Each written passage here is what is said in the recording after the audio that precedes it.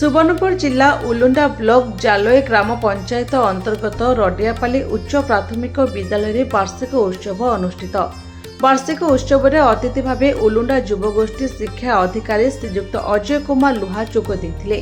एपरिक मुख्य वक्ता भाव में पूर्वतन गोष्ठी शिक्षा अधिकारी भाव में श्रीजुक्त शशिभूषण सेठी, सम्मानित अतिथि भाव में अतिरिक्त गोष्ठी शिक्षा अधिकारी मुकेश भोई, पूर्वतन प्रधान शिक्षक हृषिकेश कर्ण, देवेंद्र बघार, केन्द्र संयोजक संस्था समीर जगदेला, प्रधान शिक्षक दाशरथी नायक, सरपंच प्रतिनिधि त्रिलोचन मिश्र प्रमुख जोग देइथिबा बेले सह शिक्षक अनिल कुमार भोईना मंच परिचालना करथिले।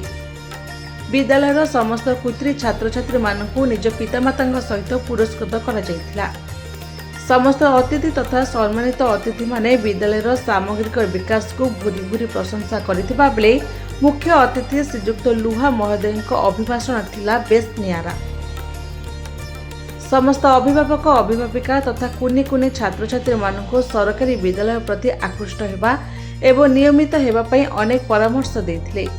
विद्यालयरू छात्र छात्री वृत्ति परीक्षा उत्तीर्ण होइथिबा 2 जन छात्र छात्री को मध्य संबर्धित करा जायथिला। सर्वशेष रे सह शिक्षक भोई बाबू समस्त को धन्यवाद अर्पण करथिले। सुवर्णपुर लेखराज सागर रिपोर्ट, निरपेक्ष न्यूज।